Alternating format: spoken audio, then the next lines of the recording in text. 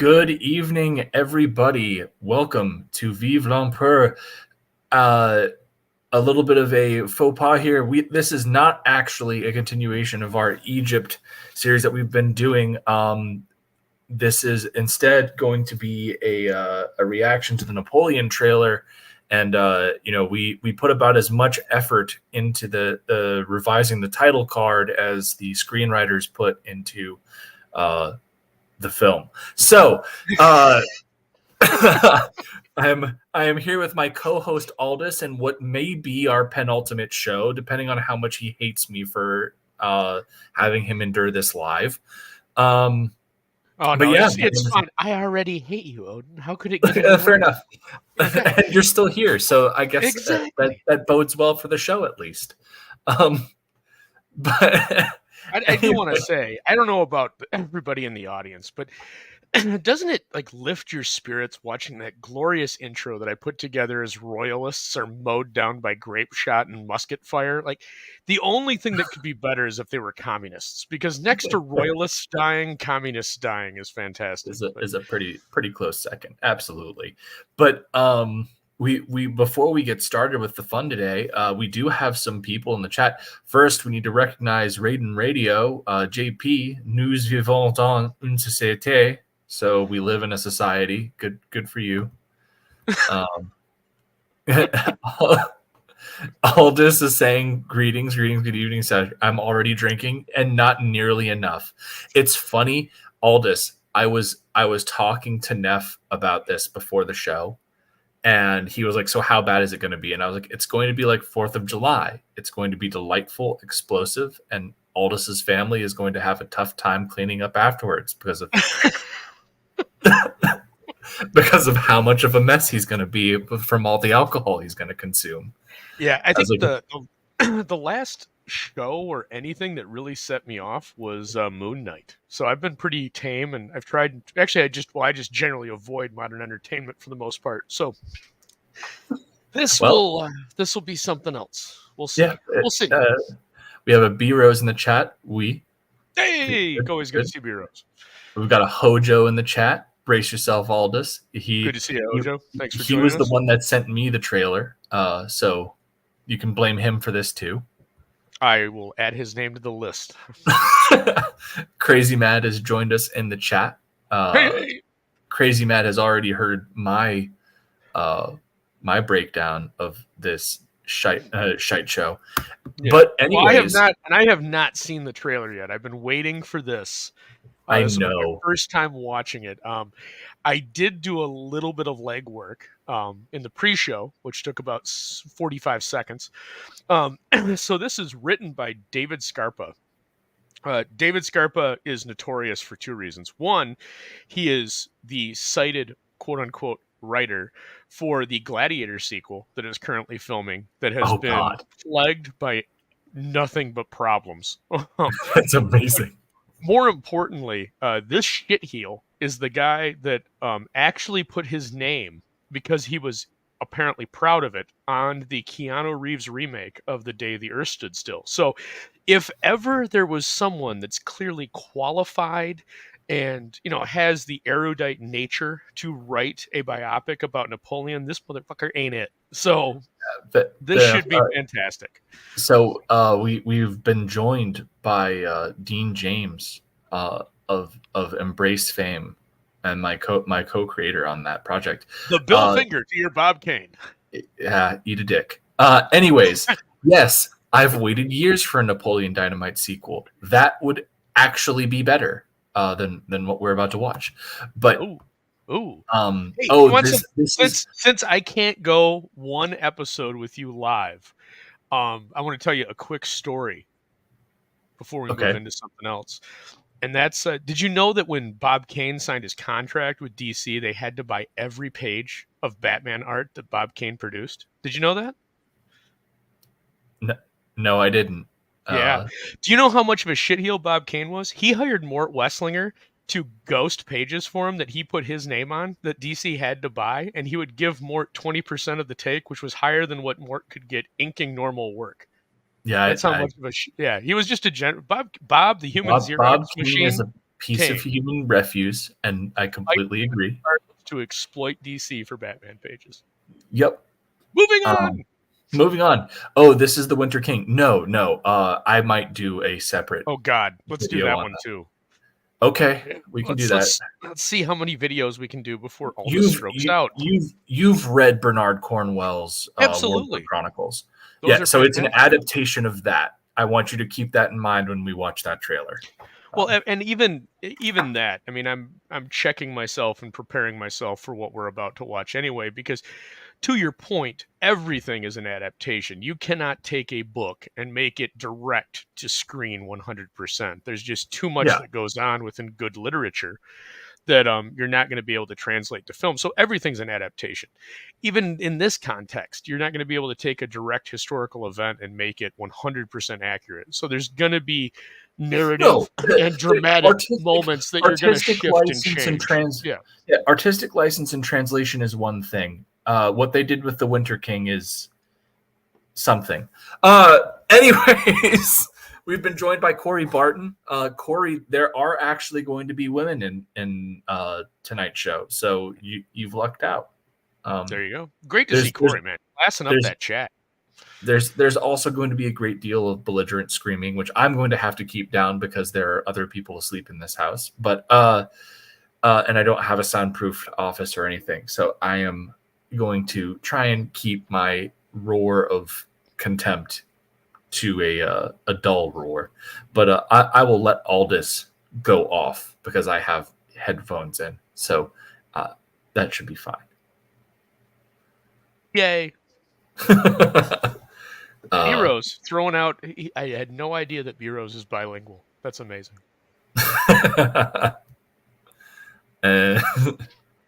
So we've got JP. So who's going to throw on a dress? Nobody this evening. Maybe Aldous if he gets drunk enough. Maybe we'll see.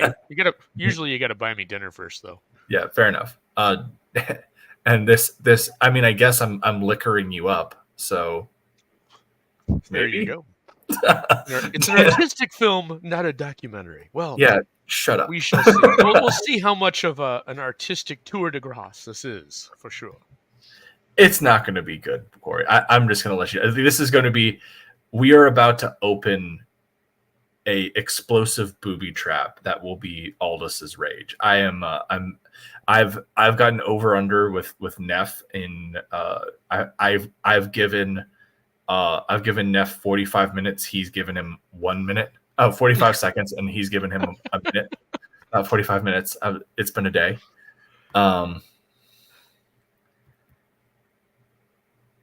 That's fair. It doesn't matter. That's never a good sign. But anyways, we begin our stream. We begin our stream with the official trailer for Napoleon. Let's hope we don't get copyright struck. So. Okay, wait. Okay, go on. Just go. I'll let you know. Stop. I knew it. Could you run that back, please? And tell me that he's not leading a cavalry charge? Oh, he absolutely is. Oh, Jesus Christ. Okay, so Napoleon, pause it. Napoleon was an artillery officer. He was not a cavalryman. He was not an equestrian. He was renowned for in any painting that you see him outside of the one of Napoleon crossing the Alps, he is traditionally humped over the saddle because he was renowned for being not a good equestrian. He did not handle a horse well.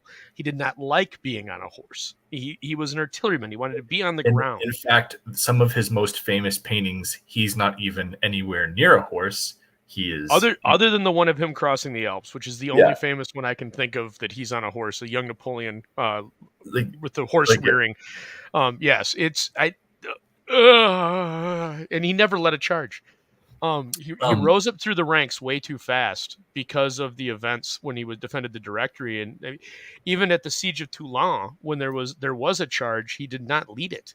He was close to the front, but he did not lead it. But he did not lead. Well, and so this is something, Aldous, if you recall, I sent you the official photo months ago that had him Yes. leading the charge, and I was just like, that's a bad sign. And you're like, oh well, you know, maybe it'll be okay. I assumed it was just like them, because the shot you sent me was they were riding horses forward, and it wasn't like he was leading a charge. I was like, oh well, that could just be a production still. I'm going to give him the benefit of the doubt. That's done. This movie's already almost dead to me for that.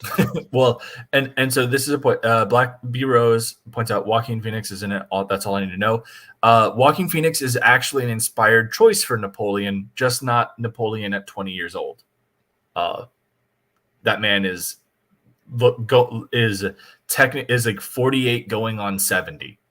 Like, there is no amount of makeup in the world that can make Joaquin Phoenix look like a 20-year-old. Well, it's fine as long as they do stuff that's post 1800. I mean, if they're trying to, he could. I would buy him as, because Napoleon was born in what 1770, 1766. Yeah, no, like if you're doing anything after him becoming emperor, you can make it work just by suspension of disbelief, because at that point you're like Napoleon the idea. As long as if they do, tell me they don't show like 1793 shit. Oh, they do. Oh, God. Just wait. Okay, let's go. 5 seconds. We're in 5 seconds. Yeah. There you go. Oh. No doubt you'll send the chaos in the streets. Wait, what? No. I told you. I told you.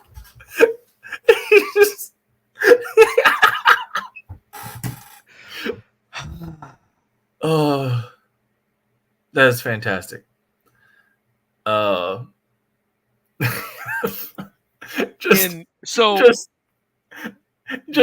What? As Joaquin Phoenix as young Napoleon came on screen, I couldn't have timed that perfectly. Okay, so Antoinette was what? September is when she lost her head? 1793? No, I thought that it was so Louis gets executed in January, and there's, I want to say, a 6 months interim. Let me double check.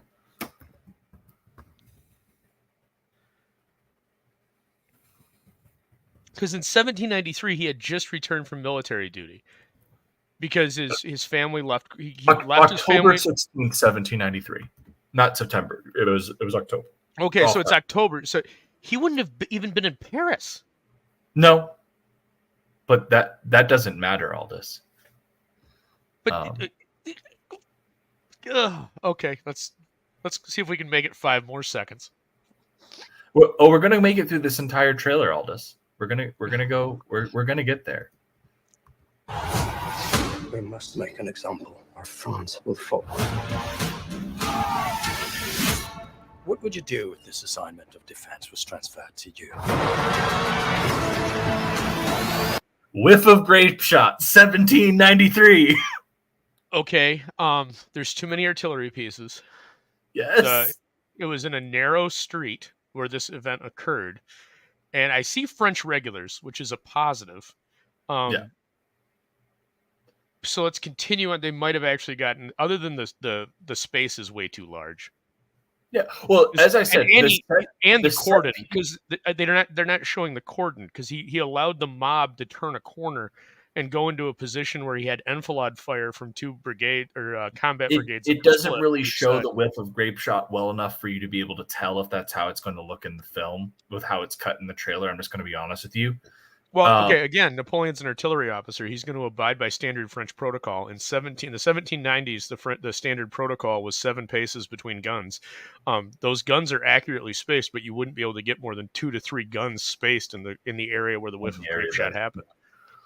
No, 100%. And French gun spacing expanded in 1795. They moved them a little bit further apart. So, all right. So, wait, could you run that back? I promise you, brilliant success. Just slightly pause. I think his uniform's wrong. Probably. That's not a French he'd be wearing an artilleryman's uniform. That's not an artilleryman's uniform. I think that they were basing this one off of the famous portrait of him during the Italian campaign, where he's got his hat off. Right, but that's after he's been promoted to brigadier. Yeah, I know. So that's it. That's irritating. Yes. Well, I promise you brilliant successes. Was that supposed to be Egypt? maybe. What is this costume you have on? This is my uniform. All right, just for the sake of don't tell me that that's Josephine. that is your first look at Josephine. Yes. Oh, Jesus fucking Christ. Okay. Just wait. So they've got the ages completely inversed because Josephine was almost a decade his senior. Yeah. And she was not a thin waif of a woman. No. And so let's look at the chat here. So this looks like it's Alexandria, or is this too long? It might be too long. I don't know. The timeline of this movie is going to be absurd because it looks like they go through everything to his fall. At least the first fall in Russia. I don't even think was Josephine alive by Russia? 1814 is when she died. So she was, yeah, she would have been alive. Okay. But they had, she was, I mean, I can't remember where he had her holed up, but he gave her that manor. Yeah. So we've got people in the chat. Stop this. Braveheart was amazing and not anywhere near accurate. It is a great film, Crazy Yes. Matt. It is a inaccurate steaming pile of shit, but Yes. but like it is an enjoyable movie. Yes. Especially the part where the English die. That's yes. my favorite part. But the whole thing here is that what I will give Braveheart, despite its incredulous inaccuracies, is it tells the story of William Wallace in a spirit of Scottish liberty that feels authentic to the actual William Wallace myth. Is it historically accurate? God's no. Everything is freaking wrong. But yes. The spirit of rebellion against tyranny is the heart of the William Wallace story. Yes. As the Scots would tell it. And that is what drives it. Now, we haven't gotten to the part of this trailer that I think is going to make Aldous throw his glass against a wall. This trailer actively showcases that the direction of this movie is in a way to undercut the accomplishments of Napoleon Bonaparte and lay those laurels on someone else. And I'm genuinely excited to see Aldous' reaction. This is going to be hilarious. Crazy Man is asking for a wrench so he can time out Corey.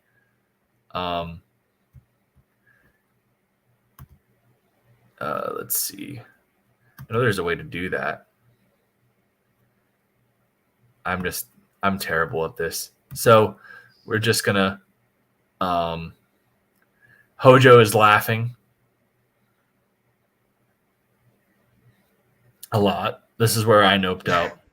This was back when these comments were made back when we were going through the artillery sequence for the field of the whiff of grape shot. I will not stand talk against Braveheart, Corey. And I could, it's going to be super nitpicky, but I have problems with this screenshot of the assault on Toulon. Nicki Minaj as Robespierre should be interesting. That's good. I would pay to see that if you could convince me that Nicki Minaj knew who Robespierre was. But I would pay to see that just for the caricature of it. I would be happy just to hear somebody pronounce it correctly. But what, Robespierre? Yes. I love how I'm living in your head, and you're nervous about whether you're pronouncing it correctly. No, like I've heard it pronounced two main ways: Robespierre or Robespierre. I've never bothered sitting down with a native French speaker to figure it out. I was just implying that I don't think most people will be able to pronounce it correctly. That's fair. Yeah. And by the way, the answer to that question is RoboCop, because Detroit is greater than all of Scotland. Fair enough. Arrogant Ape, did we part in the part when you bring me out? Can you introduce me as Napoleon? Tell me that doesn't happen. I don't think so. That's Arrogant Ape being Arrogant Ape. He's great. Walking Phoenix is the heart of Napoleon. That's all I need. And as I said, Walking Phoenix is actually an inspired casting choice for Napoleon Bonaparte. Yeah. I do think he was the right person for the job. I just don't think that they should have. I think that they should have transitioned. They should have had like a younger actor for the period where he's in his 20s, and then you could have done a time jump. Well, I think when you're talking about casting, I think if you make the audience do too many suspensions of disbelief, you immediately have a problem. Sean Connery as a Russian submarine commander in Hunt for Red October works because the only suspension of disbelief is that you're just, why does a Russian submarine commander have a Scottish accent? But if you take that away, like, everything else is believable. He's the right age for the character that you're portraying him. In this, you're going, okay, Napoleon now has an Anglo accent. That's the first suspension of disbelief. And the second is that I'm supposed to believe that in 1793, a 26 to 27-year-old Napoleon looks like, I mean, no, not at all. He's early to mid 20s. like 1793, he'd be 26. He was not in Paris. That's the other problem. He didn't come back to France until July is when he came back and entered military service. And then he was off. He was out in the military. He wasn't in Paris at all for that period of time until late November, December. So it doesn't work at all. But in any case, let's move on. Yeah. All right.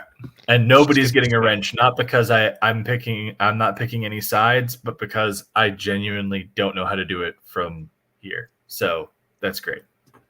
And we're not going to waste time on that when we have better content to be doing. I let the French victory at Toulon. No, we did not. What the holy hell?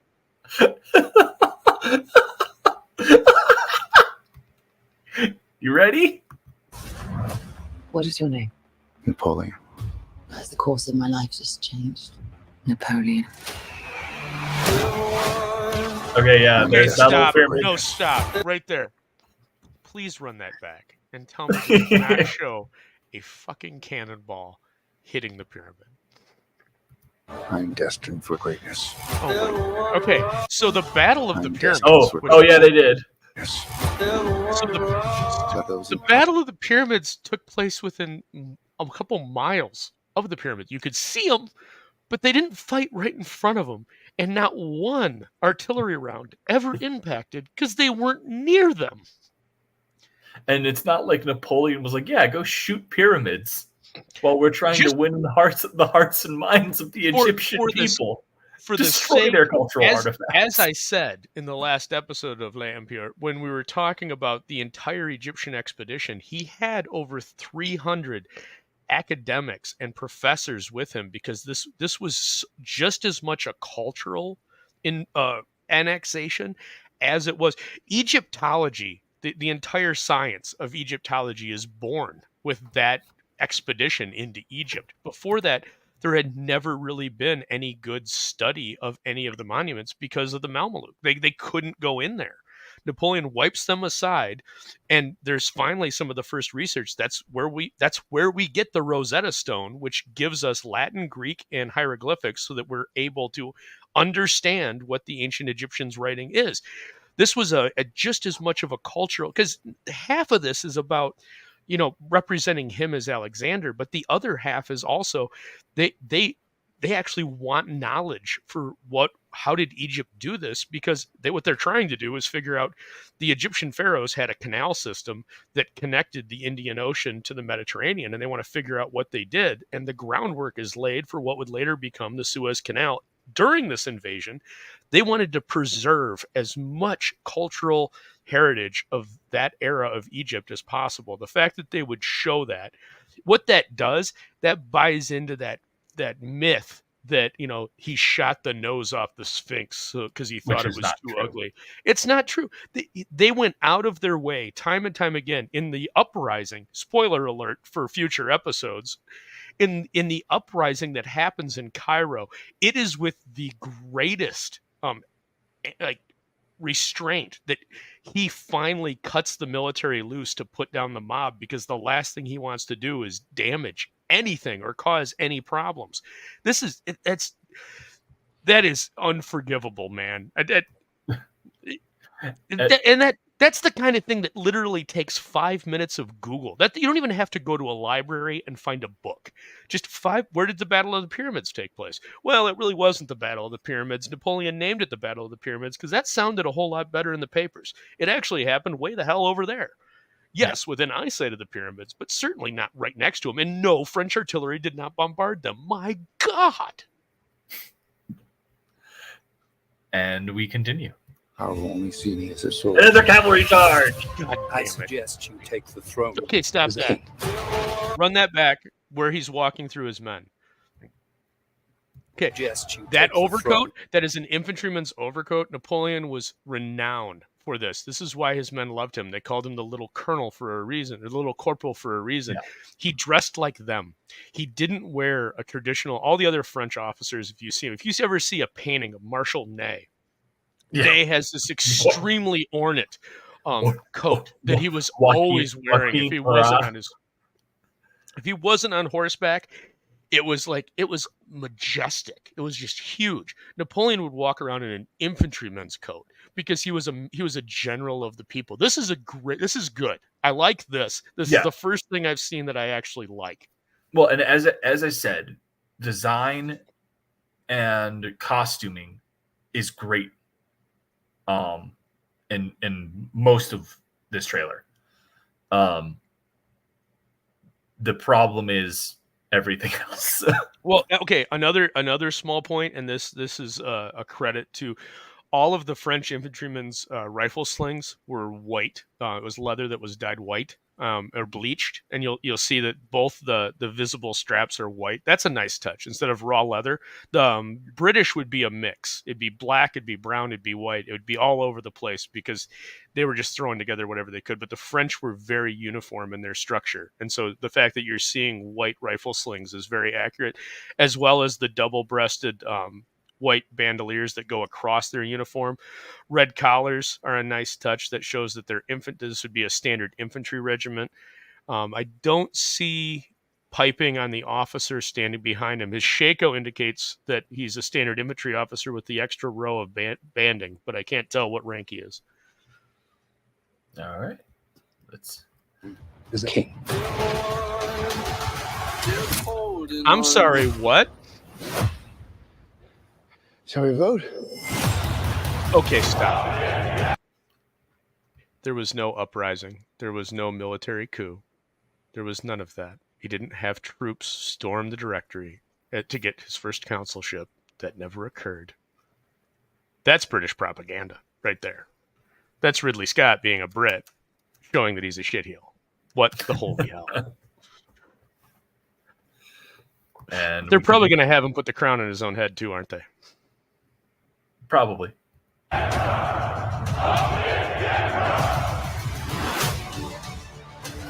This vermin has held the world hostage. Oh, nice. Can you run that back? Yeah, like that is a great, like the battle sequence there with the square was phenomenal. Has held the world hostage. Oh, nice. Yeah, we'll give that some cred. This at the very least, there will be some phenomenal battle sequences. And Ridley Scott. This is great. I mean, for only just stopping it randomly. So in a square, the first rank kneeled. And one knee was always held out, and their job was to, after you shot, you just braced your musket on your hip to create the pike. Yeah, the pike of bayonets, so that the cavalry couldn't get to you. This is great too, because this is exactly what hussars would do. They would just ride around until they saw a weak point, and then go in and saber a little bit, and then keep on riding around. So that's excellent. That looked great. Although I will argue that the square was way too small for that to be a regiment. In this, you wouldn't usually see anything smaller than a regiment form square. So that square should have been about double the size, unless they are a completely devastated regiment. With his egotism and his lack of simple good manners.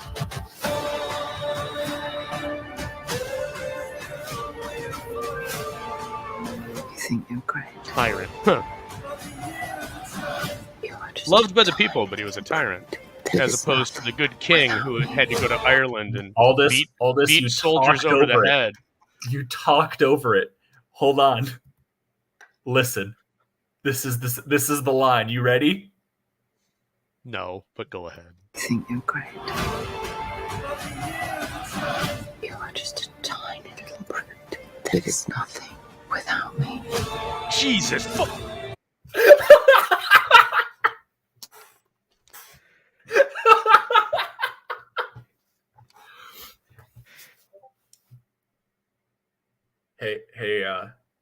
Hey, Aldous. Yeah. Yeah. What this movie's dead to me, man. What the shit is that?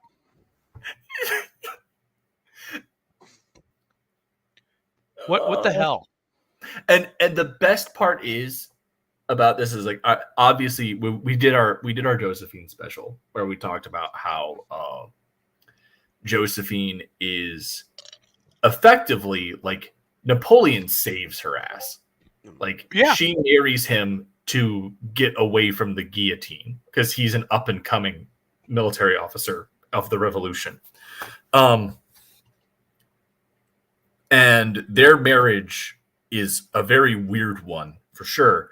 But by the time Napoleon is emperor and they end their marriage, they're actually by the time he's emperor, there's nothing left. He's not. I mean, he always loved her, but the spark was gone. I mean, by the time they get married, he goes off on campaign. She's already cheating on him.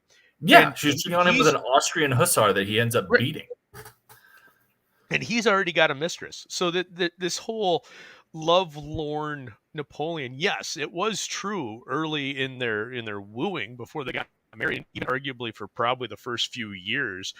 But I mean, it quickly became apparent he always loved her, but this woo-ness where he just was fawning over her. No, that's completely inaccurate.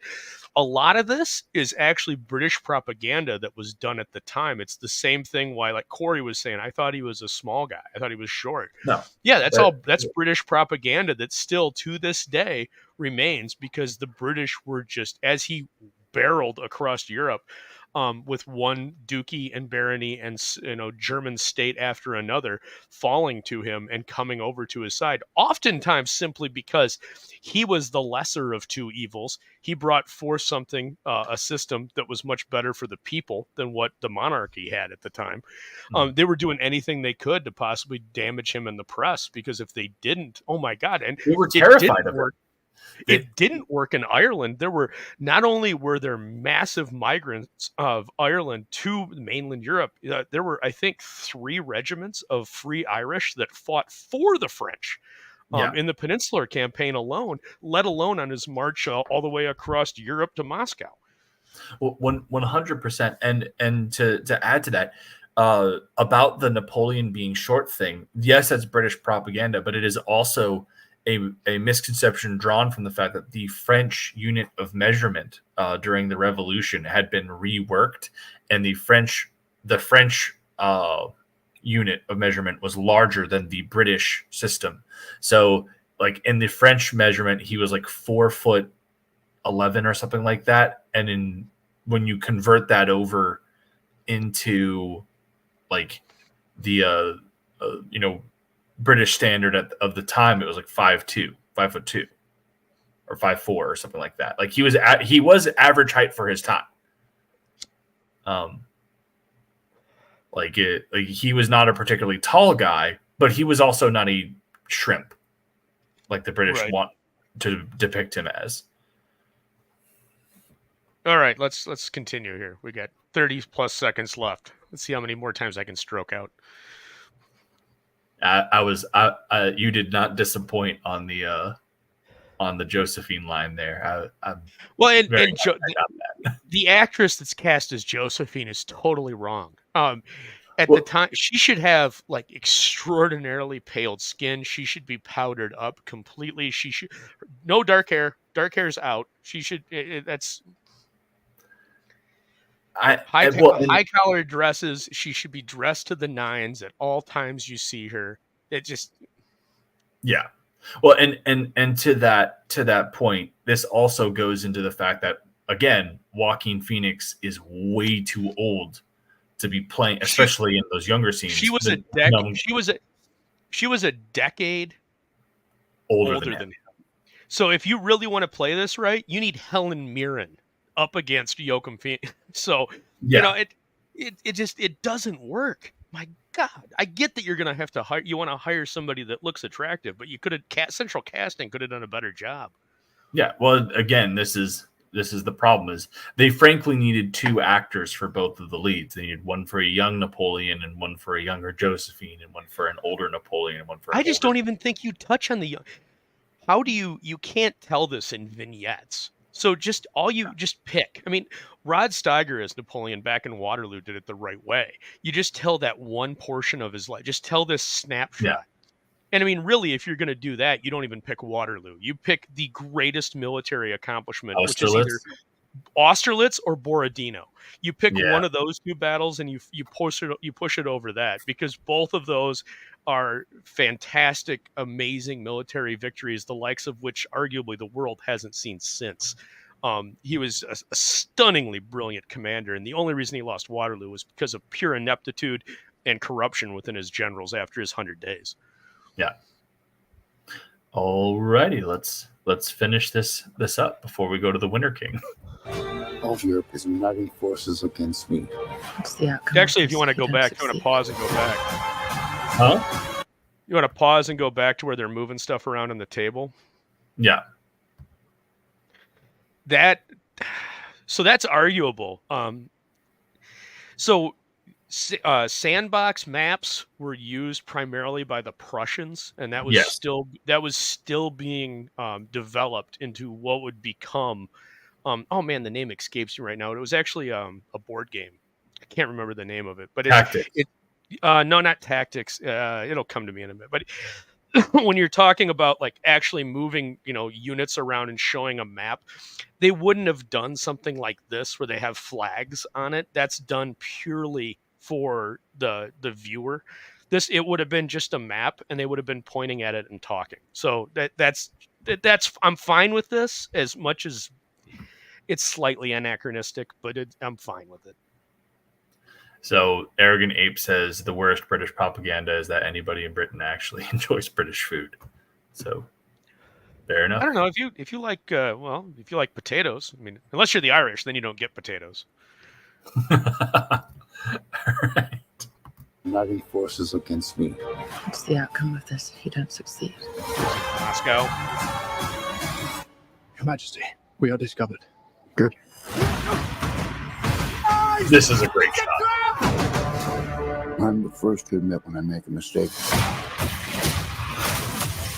Nice. I simply never do. This will likely be really good for the battle sequences, and everything else is going to be like dog shit. So in other words, it's going to be like Alexander. Yes, that was the direct correlation that I was immediately going for as well. It's going to be like, oh man, this is a really great representation of Austerlitz. That's fantastic. Why is it paired with all this garbage shit about Josephine that doesn't matter? Now, I have not done too much research on this. Is this at all based on Stanley Kubrick's plan of doing a Napoleon movie? No. There is somebody that is adapting that, though. because that his plan for that was amazing from everything Yes. I've read about that. So this definitely drifts from that. So we can finish it. We got what, like a couple seconds left. Yeah. Let's see if I can make it through this whole thing. Oh, thank God, there's no more. Yeah, it's done. Well, that is just wow. Wow is all I have to say. There's a couple of great moments. I think you're right. The battle scenes look to be epic. I Yeah, am a no, little like, bit concerned, like I said, with that square sequence, and some of the even the blowing the ice up and having the people fall into the water. I'm a little concerned about that because it looked a little sparse. With Napoleonic combat, you're talking tens of thousands of men, yeah, and really to get that grandiose nature of these combats, you need to have people, and it didn't look like they had the people. The artillery pieces looked fantastic. I did not see if they were single tongued or double tongued, though. That would be my one concern on a lot of those artillery pieces. They should all be double tongued if they're French artillery pieces in that era. Mhm. But I mean, from a visual standpoint, all in all, the battle sequences look very good. There will likely be, it's Hollywood, they screw shit up like that, but like that part of the movie seems to be handled with the care and reverence that it should for a Napoleon film. Yep, At and least, I didn't see a lot of the standard things that you see with problems with this era, which are like exploding cannonballs. yeah, Exploding cannonballs would have only been done through howitzers and mortars. An average cannonball just would have been fired. They're either firing canister or grape shot, or Yeah. it would grape shot at the time. Canister hadn't been developed yet. Although occasionally, such as the Battle of Borodino, the Russian gunners were known to just throw buckets of nails in and shoot those because they were running low on ammo. But most of the time, it's just solid shot. So anytime you see a cannon go off, you should see the ball actually impact and then just roll and bounce through Yeah. masses of men. And the injuries should just be brutal. I mean, this movie's definitely should be carrying an R rating simply because if they're going to show any of the actual combat. Yeah, I mean, cannonballs are effectively bowling balls shot out of a shotgun. Is like pretty much what that is. Right. Well, and again, it's the mass of men. I mean, you've got regiments that are, 3 to 4 deep. The British did a 2-line, sometimes a 3-line. The French did a 3-line, but they were much more trained, so it was a tighter line. But the density of mass when cannonballs are raining through it, it's just It's carnage. it destroyed columns of men. It was ridiculous on how brutal cannon fire was. All right. So are we ready to get to the next torture? Yeah, and Corey, so when I say double-tongued, on a cannon, you've got the cannon that sits in the center of the carriage, and there's 2 wheels on each side. Single or double-tongued, there should be 2 tongues that come down from that carriage and are braced at the back. I don't know if I can pull up a quick picture or not, but instead of like, if you see if you go to a Civil War battlefield here in the States, you're going to see a cannon. All those cannon are single-tongued, which means it's one continuous piece of wood from the center of the carriage all the way back. Almost all Napoleonic pieces, due to the weight, because again, they don't have the alloys that they had 100 years later in the American Civil War, or even the Mexican-American War. They don't have the alloys, so the barrels of these cannons are still huge. They're very dense and thick. And so that weight, physics dictates that if you do a double tongue with a brace in the back, it's lighter for the horse to carry due to leverage. So they would do a double tongue. And so if you see anything from about 1830 earlier and they've got single tongued guns, unless it's a small howitzer or an infantry gun or a foot gun, that's incorrect. You're going to want to see a double tongue on that. Corey's just like, right. More info than you were looking for. I get it. I'll shut up. All right. So the next trailer is for The Winter King, which is an adaptation of the Warlord Chronicles, which is a historiographic retelling of the Arthurian myth by Bernard Cornwell, who is probably one of the better, if not best, modern historical fiction writers, I would say. I don't know how you square up on that, Aldous. I personally adored his version of Arthur. And I did too, but the thing I liked about it was his point of view character is not anybody directly important at the beginning. Yes.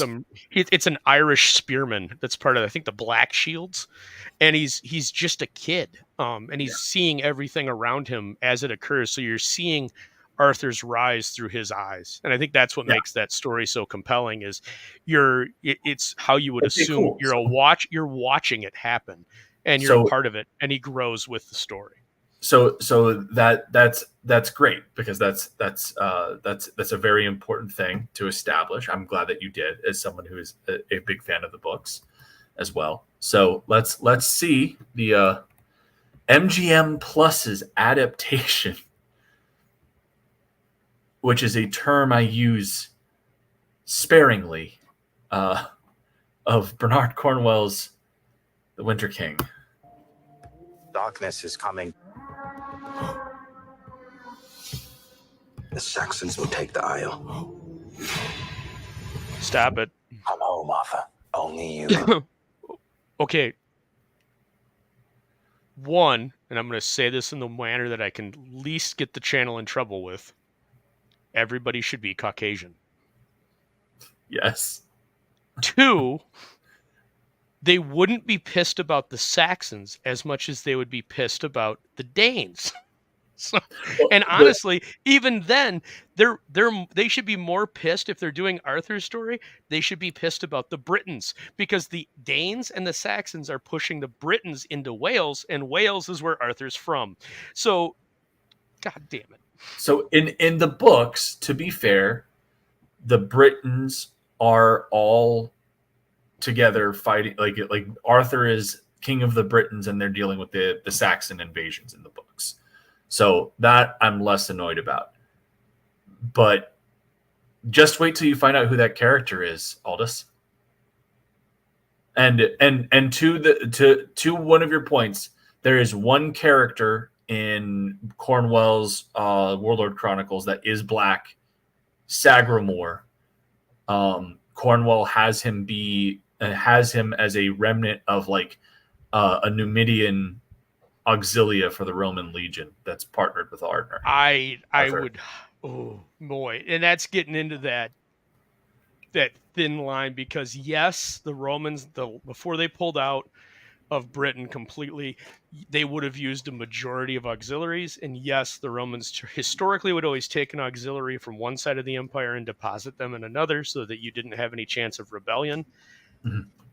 But I highly doubt that you would have a Nubian. Well, he met Sagramore while he was on continental Europe, because remember he's in exile at the beginning of and he's off in the mainland continental Europe, fighting in effectively Normandy, and that's where he's met Sagramore, and he brings Sagramore back with him to Britain in the books.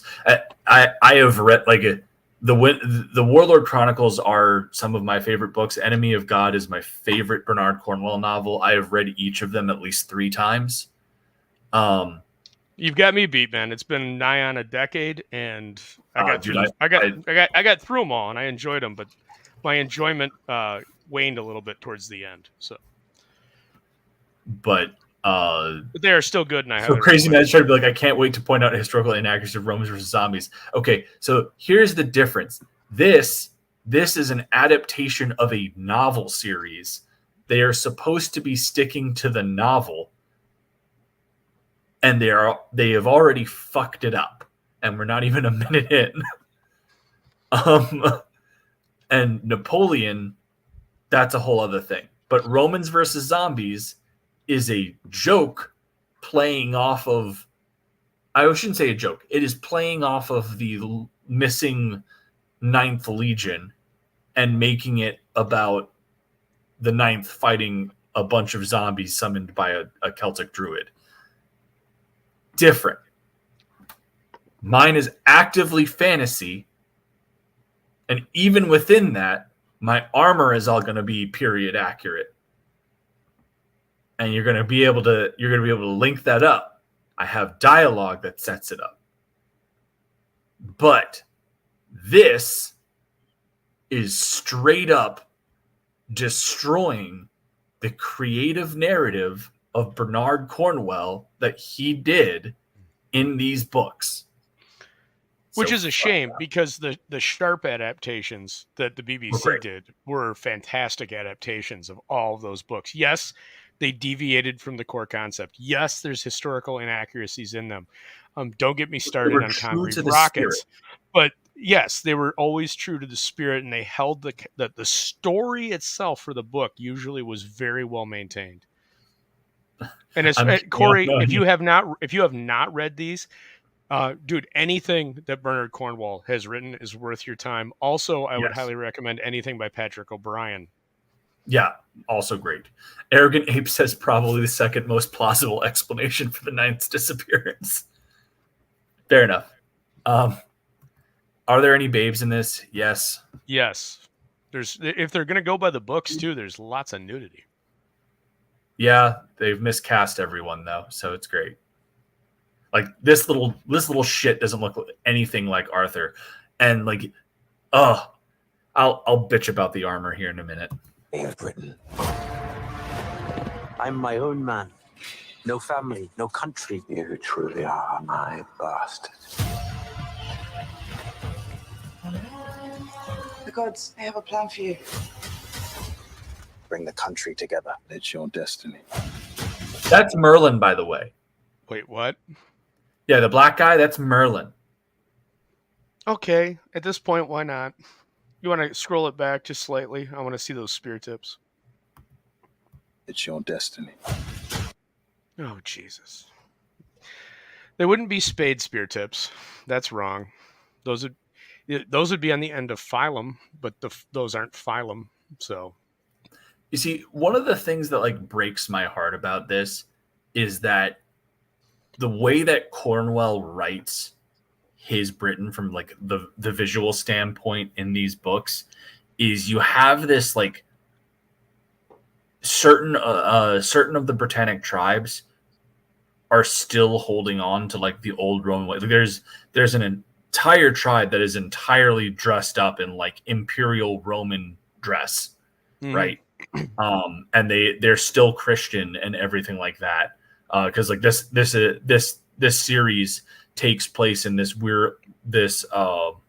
Dark Age period of Britain where once Rome had left, there was a kind of revitalization of paganism on the island, and so like you still had people that were Christian and had been exposed to that due to the rise of Christianity in the Roman Empire, but with Britain's disconnect from continental Europe, there was a revitalization of paganism during the fall of the Western Roman Empire, and so like you have guys that are dressed up in like imperial Roman dress, but you also have like this all like Visigoth or Ostrogothic scale armor. Like Arthur is first described in this book as he's got this like sleek mail coat that goes down to his knees with like a gold studded belt with that hilts his sword,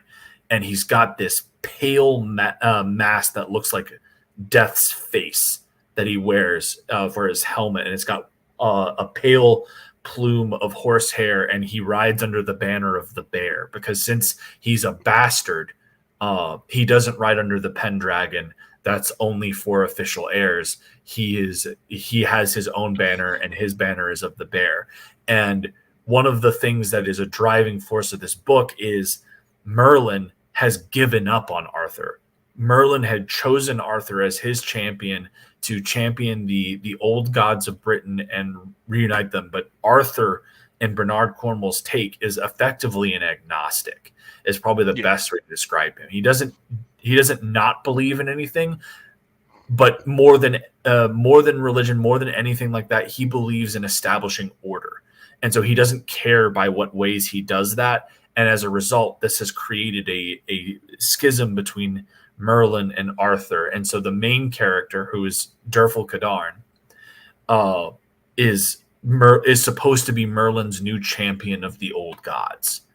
And he befriends Arthur, and you get to see Arthur through this romanticized lens of Durfel, who also paints him in a more nuanced light as the series progresses and he matures as well.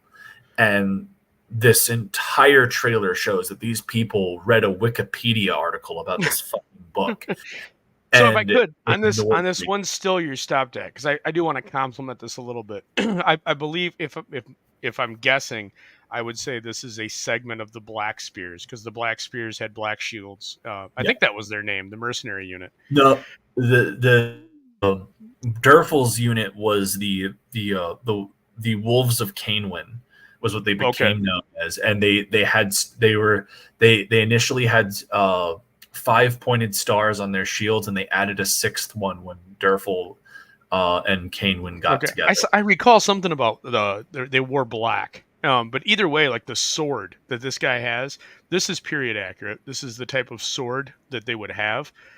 For an infantryman to have a sword, though, he would have to be a fairly significant leader. If you buy into that, but. So Arrogant Ape is saying, on a serious note, getting things like the spear tip wrong is huge. With all the information available to us at a moment's notice, they can't get the weapons right, and that is a fair point.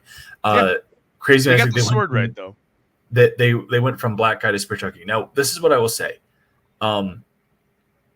Merlin in Cornwell's books is supposed to be like one of the last old school Britannic druids that survived the Roman massacres. Like, Merlin's age is never disclosed, and like the way that Merlin talks is he's been around for a long freaking time. And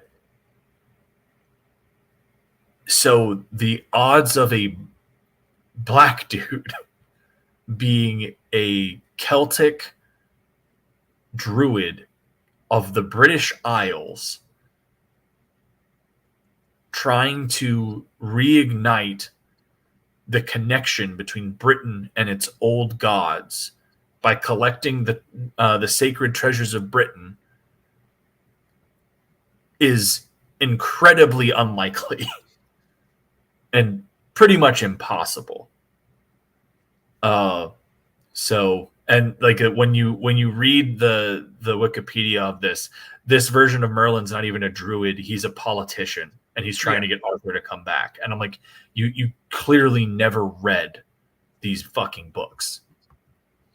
Yeah. Okay. I'm gonna pause it too. So the guy that fell, he was wearing blue and red. Everybody should be pretty colorful in this. Trade with Britain during this time was high. And so one of my constant critiques of any medieval thing is everybody's wearing like browns and blacks, and it's all dour. It would have been much more bright. The yellow dye, blue dye, red dye is purple dye, indigo. It would be reserved for very, very wealthy. And the deeper blues would be reserved for wealthy, but like light blue, red, green, you'd have color. There'd be color, because just as much now as people have style, there's style then, and people would have wore different colors. Chris is saying, dang it, I missed out on your talk about the ship. We're not done. I didn't know rotation of Cornwell's work was being made and talking, so I had to pause on the stream. So, Chris, you haven't missed out on anything. They've ruined Warlord Chronicles. Absolutely ruined it. Durfel, I think, shows up once in this trailer, but he's unnamed. They very much make the trailer focus on Arthur, which is a mistake. Morgana Le Fay is about to show up, and in the book, is she Asian? No. Well, that's a casting miss. I mean, that clearly should have been an Asian role. Well, so do you remember how Morgana is presented in the books? Vaguely. So she has been disfigured by flame, and she wears like a golden mask. And like one of the big themes, especially in Winter King, is the concept of the druids talk about magic manifesting in people that have suffered at least one of the three pains, which is the pain of the mind and the pain of the soul. And so Morgana is considered to be touched by the gods because she survived a fire when she was a child. I thought that was Nimue. I got to go back and reread him, man. 'Cause I thought that was Nimue. Nimwe's pain was she got raped. That was right. You're right. Yep. And then she cuts out she cuts out her own eye. Like there's she's Merlin's protege that kind of outdoes Morgana and surpasses her. But point is that it's a very big deal, and there's even a beautiful scene, it's very unique to Cornwell's books because most books treat Arthur and Morgana as having a very hostile relationship, and have Morgana be the mother of Mordred, who will go on to kill Arthur, especially in Post of Oldgate. But in this, they have a very loving relationship, and like when Arthur sees Morgana for the first time in the book, he calls her his beautiful sister, and she's like crying in his arms because like they've Morgana and the main character and all of these people that have been living in Merlin's domain have been ousted by a local Saxon warlord that has taken over the area named Gunlius, who sadly is actually fantastically casted in this. Oh, really? Yeah, they've got the guy who played Crassus in Spartacus playing Gunlius. Oh, nice. Yeah, like genuinely great fucking casting for that character. Who's playing Durful? A nobody. Ugh. And like just wait till you see. I guess before we Black continue this, I do want to say that like Cornwell took Durful is a historical character. Most historians, as much as there's disagreement around Arthur, more than likely is a conglomeration of multiple people into one myth. Durful was an actual person that served a Pendragon, which was the war king of Wales. He survived the huge battle of Camden, and became a Christian monk, dying, I think, 1680 or 680, 690? No, it would have been earlier. Either way. But he's arguably, most people agree, historical character. Cornwell took him and gave, kind of filled in what wasn't known about him. And explained in fiction, like how he got to what we do know about him. Which was Post. Like and in a lot of ways, doesn't he take he throws the sword, right? He takes like the Bedivere role. Yeah. So that's the thing, is that, as you said, Durful is one of those characters where he's agreed upon to be effectively a historical person, but he's also allegedly, by some of like the Welsh translations, one of the 12. Yes. Yep. Well, and it depends on which translations you go with. Yeah. Man, we 100%. We could start doing a whole series on this. I am a huge Arthurian. Yeah, if you get a chance, check out Blackett and Wilson have a 3-volume set on all of their research, and it's very non-traditional. I buy into their theory a lot more because you had said that. I haven't read their stuff. I will definitely go take a look. It's pretty limited. I think one of them, Wilson passed, but I think Blackett is still alive, and there's still he's got a small little cadre that follows him. It's really excellent history though, because they go back through a lot of the Welsh and the Irish. Because the problem is you can't trust a lot of the Britain writings because they've been so bastardized over the time by the Anglo-Saxons.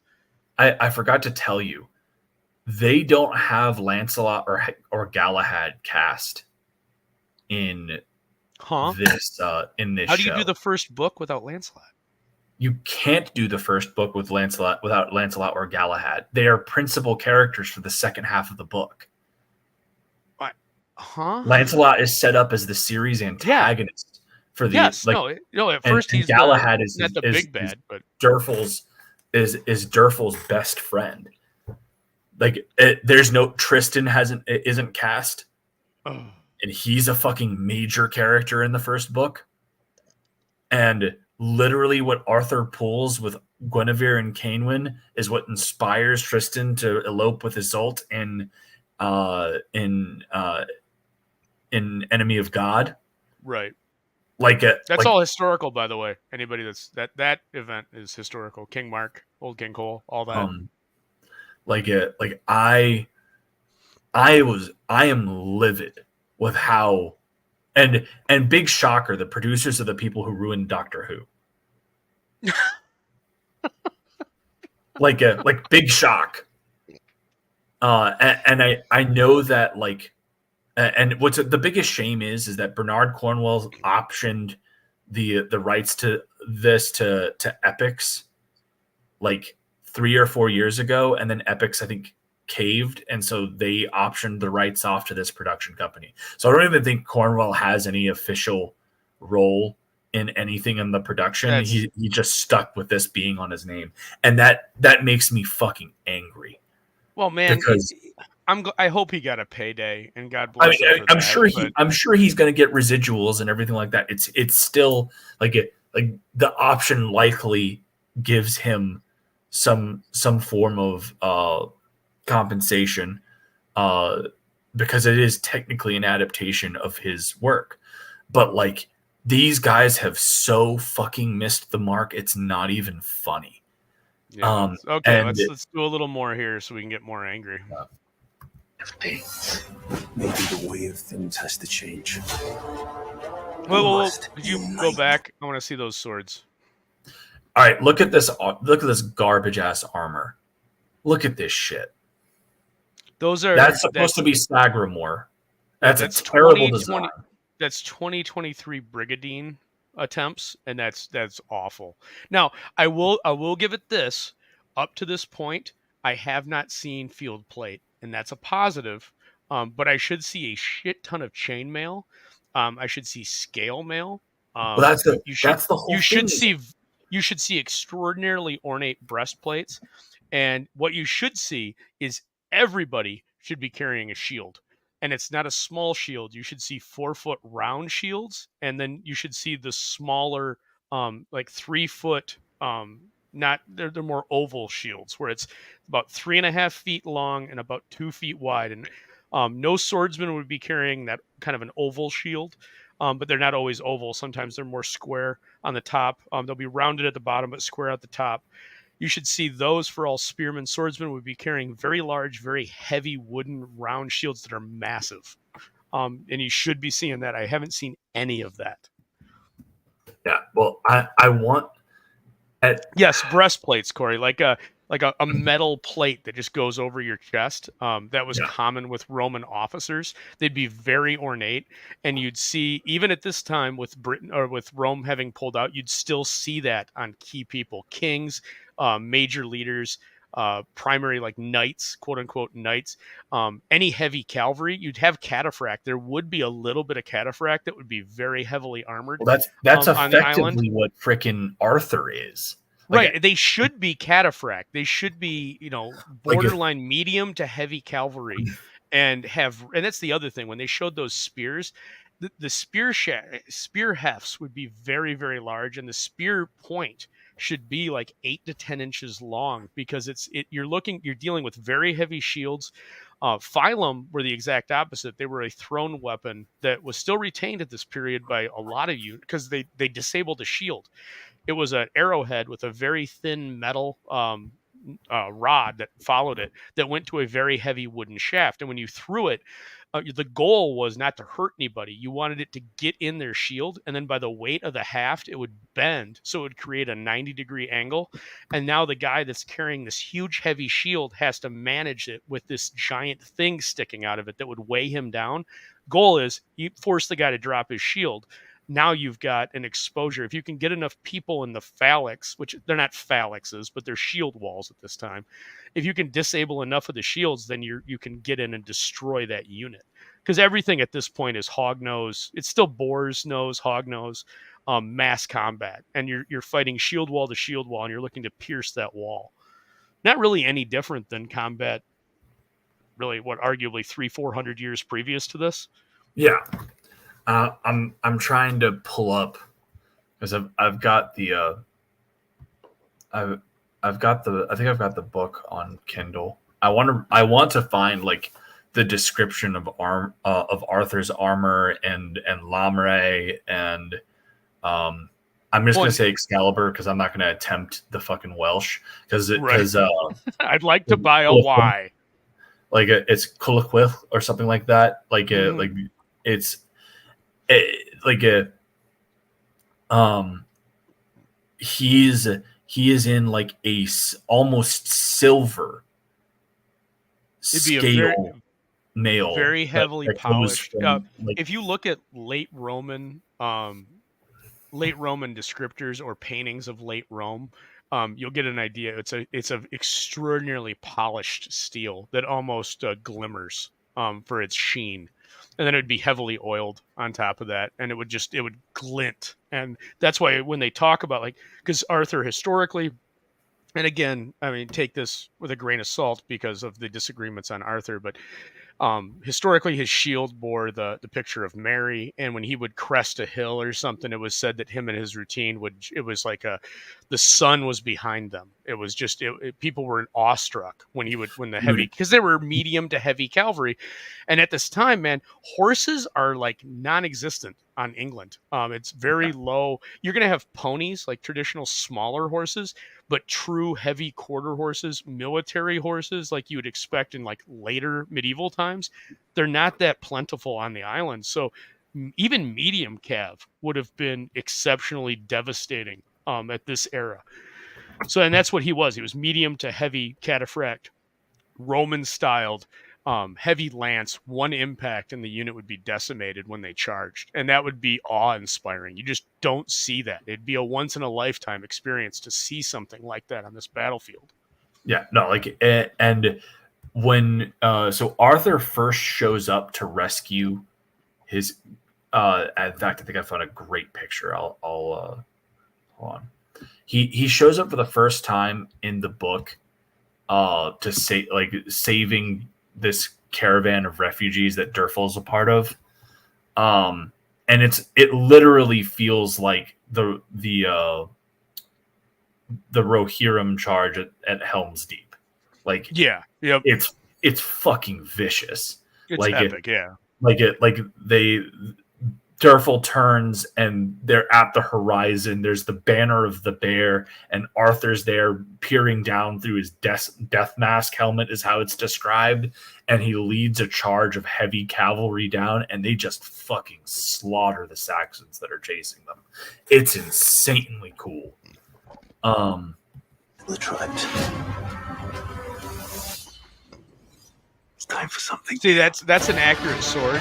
That pommel was short. It doesn't have, like, when you think of medieval sword, you think of like not Conan's sword, but you think of like Robin Hood, Prince of Thieves with Kevin Costner, where he's got that long pommel and that long blade guard. Like that's not accurate for this time. You'd see a very short guard. Sword blades would be very wide, and arguably traditionally short. You're not talking a very long blade. So that style that he's showing there when he pulled up the sword would be accurate. You'd also see in this era a lot of wooden scabbards, like heavily wooden, not leather but wooden scabbards that then would have sheep's wool or sheepskin inside of them, or sheep's bladder.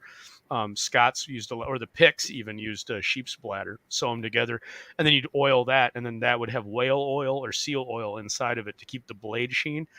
And so anytime they're pulling the blades should always be shiny. Keeping a sword blade, keeping its edge and then keeping it shiny was vital at this time period, because of the they didn't have the regular capacity to produce good steel. So most of this iron and steel that they had was very high carbon, so it would rust very traditional. So that's why everything you're going to see in anybody that's got a sword, they would be taking immense care with it, because that's a huge, not a lost technology, but it's very expensive at the time. So really quickly, I want to address this comment from Chris. I mentioned this earlier. I'm not sure if this was when you had things muted, but when he initially sold the adaptation rights for Winter King, it was with a different company that was like a premium cable company called Epix. and I think Epix went under, and it No, got no, sold. Epix just changed their name. There was some restructuring. They're still owned by Okay. the same people they were. They just changed their name to MGM Plus. That's all that occurred. There Okay. was some reshuffling within the organization, and they just relabeled. Well, That's all that's changed. I know that the show is being produced by Bad Wolf Productions, which is run by That's Moffat, Mhm. isn't it? Moffat? I Because don't earlier think you said so. it was the guy that. I think Bad Wolf is Moffat, because that was the whole first season with Chris Eccleston and Doctor Yeah. Who. So that earlier you said it was the people that. No, it's the bad. It is a Doctor Who, like the Bad Wolf Productions is Oh Julie God, Gardner it's Julie Garner. and Jane. Never mind. No, I thought it was Moffat, but no, these are not people you want associated with anything. Well, like that's what I was saying is they named their thing for Doctor Who, like it's an allusion to one of the Christopher Eccleston episodes, I think, is what I recall reading. But they are the people responsible. Oh, for... this makes total sense. They're involved with his Dark Materials over on HBO. These people are ass clowns, man. I am absolutely livid with how they've treated this, and I genuinely feel bad for Bernard Cornwell. That he sold it, man. I mean, yeah, he sold it, but he didn't sell it to these fucking clowns. He sold it, and he didn't put any restrictions on it. He's still rolling in his sharp money. He doesn't care. That's fair. Well, he's rolling in book money too. Whenever he gets a release, it's a bestseller. Like he makes solid money off of his book. I love his books as much as you do. The best thing he ever gave us were the Sharps books. I love these books too, man. They're good, but they're not the same as the Sharp books. They're not the same as the Sharp series. And Sean Bean's career does not have the impact on culture that it has without the Sharp movies. So he's done us a solid. I'm not going to hold anything against him. If he wanted to cash in, God bless him. Yeah. Something new. I don't like the 2023 half beard. I mean, that's kind of like closer. That's closer to what I wear as my beard, but it's just not. That's not period accurate. It's too clean. And yeah. On top of that, Arthur, they make a very big point in the books. Arthur's clean shaven for the first book. He does not start wearing facial hair until after he marries Guinevere. No, but even then, okay, so there's a little bit of an argument historically on that, because there is some suggestion that culturally, like, you'd have to be shaved until you got married, and then you were allowed to grow a beard because it was a sense of manhood. You'd be getting married at this time. You were betrothed at like 13, 14. So that's where the argument comes in, is that, well, yeah, sure, but most people by 15 couldn't grow a beard, so it's not really an impactful thing, because you're marrying off sons and daughters to try to make alliances at this time, and it's a different time. We're not going to approve any of that. We don't approve of that. But I'm speaking purely from the fact of this is supposed to be adapting a book, and in the book, but arguably, I would argue, having read the book, and again, it's been a while, but that's fairly early in Arthur. He's still, if he's not a teen, he should be in his early 20s at the time of the first book, if I remember. He's in his early 20s. Yeah. Like he's got like 5-10 years on Durfel. Okay, and Durfel's like 16 in the first book.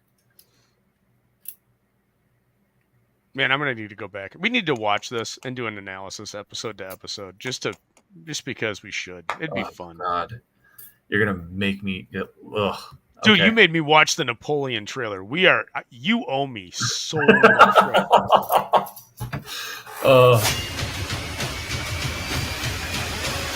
Again, I like those swords. To divide a country. Yeah. The hard task, putting it back together. I don't get what they're doing with this jacket that has like interlocked pieces that go vertical and horizontal. It doesn't even look cool. And so here's the other thing, and this is where I know exactly why they call it the Winter King, and they're keeping it that and not Warlord Chronicles, which is what the actual series is called, and Winter King is just the first book. Arthur never wants to be king, and in fact is never king. He brings order and stability to Britain, but he's a warlord and a caretaker to the throne. Like he in fact, there comes a point where order is established and he just kind of backs off. Like it's one of my favorite things from the books is that Arthur doesn't want to be a warrior. He doesn't want to be any of this stuff. He wants to be a blacksmith, but he's terrible at it. But it just goes to show again that you have this great story that a person that is a phenomenal storyteller has already made. And don't get me wrong, there are going to be things lost in translation. There are going to be things that are different.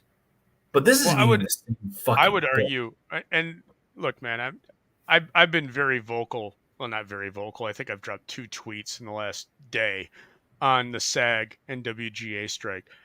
I want it to continue. I want it to go on for, if it could go on for years, that would be fantastic. Because the quality of what we've been getting for the last decade, for the vast majority of stuff, is absolute garbage. Well, there has been, the occasional. Go ahead. Did you hear the leak of one of the executives there was a leak that one of the executives effectively said our strategy is we're waiting until their rent's due. Yes. Yeah. And that's awesome. Here's the deal. Most of them, because the wage, so current contracts were negotiated, I think it was 2007 or 2008 to the last strike. And that's when network TV was still viable and existed. So residual checks and everything were based off of traditional ratings views. And then also a season that, show seasons. If you go back and watch like X-Files season 1, you're going to be floored if you're like in your 20s, because there used to be like 30 plus episodes in a season. Now there's like 10 to 15. It's just they don't produce as many. So all their initial checks for how much they actually produce are a lot lower, because their rates are based off, well, a season is 20 plus episodes. Not anymore. They're not. So they're lower. Well, then residuals are based off of Nielsen ratings. Well, there's no Nielsen ratings for streaming. And because of the streaming wars, everybody thinks that everything's getting a ton of views. No, man, everything's diversified. So everything's getting fewer and fewer views as more streaming services launch and more shows launch. Everything's becoming pigeonholed, and so the money that these people think is there is not there. Not. It's gone. Yes, Bob Iger's making $25 million. He's the head of Disney, which includes parks, commercialism. It's Disney Plus. It's 10,000 things other than the one thing you're bitching about. And at the end of the day, his contract's greenlit by the board, which are greenlit by the shareholders. Yeah. So Disney will still make money whether they've got Disney Plus or not. They could end Disney Plus tomorrow and still be fucking fine. Yeah. So the ridiculous nature of this whole thing is that what they're asking for is, well, we want to be paid more based off of this. Well, if you do, that's great. But the problem is you haven't been producing anything good. And we're fucking a decade away from peak television, man. It's gone. So I wanted to bring this up because we were talking earlier about the cataphract style armor. And so this is very similar to how Cornwell describes like Arthur's armor set. This like pale scaled set, and the helmet's a bit different. I actually have the UK cover of the Winter King has a helmet that pretty closely fits Cornwell's description of Arthur's death mask helmet. But Arthur's described as kind of wearing this kind of mail, and he's got like a white cloak, and his horse is also armored with a very similar The horse would have it'd be a cloth, a heavy quilted cloth that would be laid over the underneath the saddle. And then it would have a cutout that would go over the top of the horse and wrap around the entire front of the horse. The cloth around the trunk of the horse would be just padded. It'd just be really heavy padded. But the front of the horse would have usually like 1/4 inch by like 3-inch scales sewn into it. And that would be multi-layered across the front. And you can go on a couple of history YouTube channels, and they'll shoot longbows or short bows at them, and the arrows will literally deflect off of them because of the physics again. Because of the nature of the curvature of the front of the horse, those act like the same. It's the same concept as you see on like a T-34 or a Panther in World War II, where the armor is actually angled. And the force, instead of directing inward, is deflected off to the side. And so you'd see these formed pieces of metal on the front of the horse to deflect spear tips and arrows as the horse charged into a formation. Yeah. And then this is the helmet that it's on the UK cover of the Winter King, but this pretty freaking closely matches how Cornwell describes Arthur's death mask helmet. Yep. And in really cool awesome archaeological history, up until like 20 to 30 years ago, they thought face masks like this on helmets were extraordinarily rare. And as they've come across more and more hoards over the last 10 to 15 years in graves, they've concluded that masks like this were actually fairly common.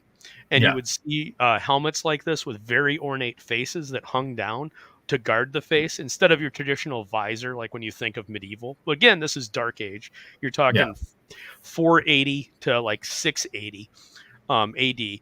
So you don't have the hinged visor that you think of when you think of medieval, but they still wanted protection. So you'd either get one of two things. You'd get a chainmail coif that would go over your head and would either have a full circle like you see in like Monty Python and the Holy Grail, Lancelot, John Cleese wears one.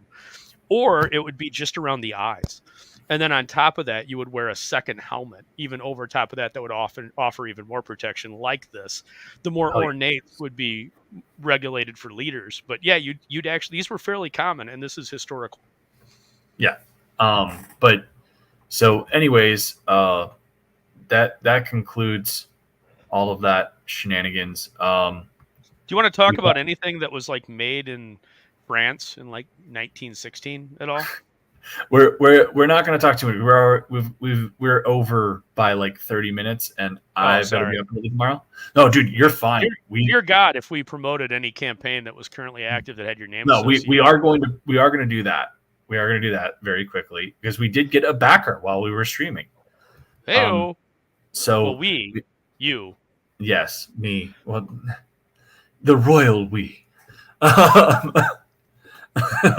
As Aldous sharpens his pitchfork and loads his gun to shoot the royalist. Anyways, nothing like that royalist. I am currently funding Judex #1. This is the first of many creative collaborations between myself at Nine Realms Publishing and Aaron Neff and Global Frequency.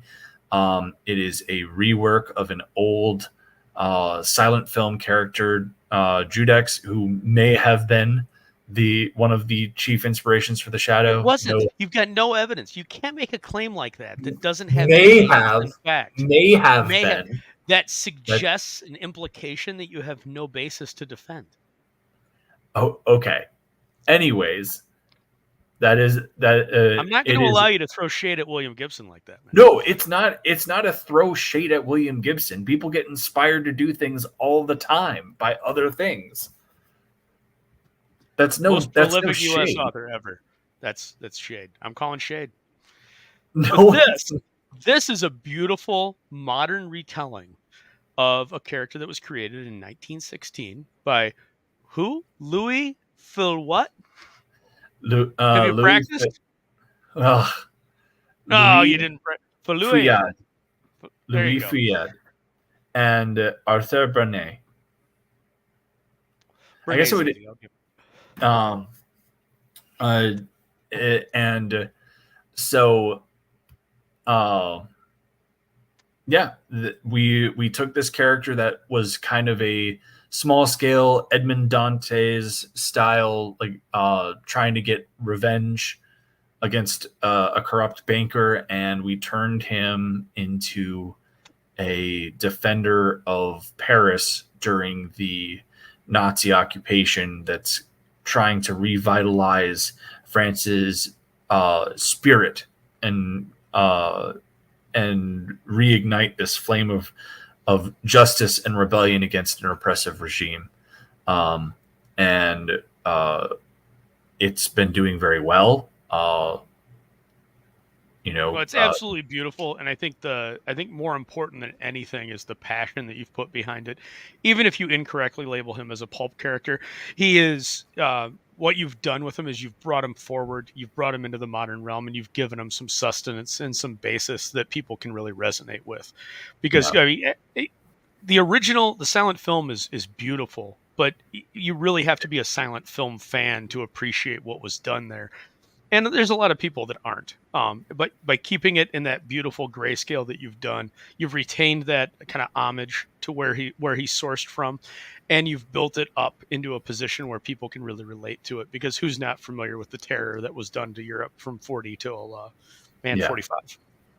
And that was kind of the goal. Is I really wanted to bring this in, and we talked a bit about it on your show, obviously, and I think Neff put it like really well. Is there's this kind of without trying to sound like a pretentious twat, there's this kind of meta experience with it where Judex was effectively they were publishing shadow stories as Judex during World War II during while Nazi occupation was going on. Yeah, so I did the research. So you don't have to. They pulled the fascist government of France pulled Superman. They pulled Batman. They kept Blue Beetle, but they recolored him in red because apparently Blue Beetle's got to be a fascist if he's going to be included in comic form. But what they did do is they took these shadow comics and just relabeled them Judex, and it was a huge hit in Hurrah, which was the paper, the primary major comic paper at the time for France. And they're epic. They're great. You should go check them out. They're online. You can read them. They're beautiful panels. They're the same panels that were done over here. They just relabeled them in French and changed some things. But it's a fantastic story, and you guys have absolutely killed it with what you're doing here. And obviously, the audience is resonating with that.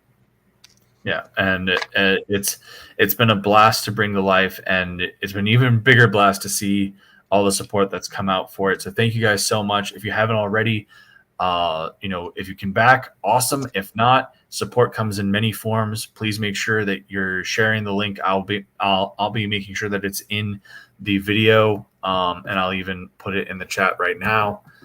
But yeah, and it's not too often I really get behind a book. This is a book that everybody should check out. It's going to be something special, and you can't beat the price point. You can get into this thing for $10, shipped to you, just the book. You don't get any of the flair, none of the stretch goals, but you just get the book, and a that's nice little El shipped Guapo to you for $10. Here. But anyways, you guys have been a great audience tonight, although most of you have abandoned us at this point with us only having 2 in the chat. But there's 3 to 4 people out there that are going to watch the replay, though. Yeah, but either way, thank you guys so much for coming around. You all have a good night.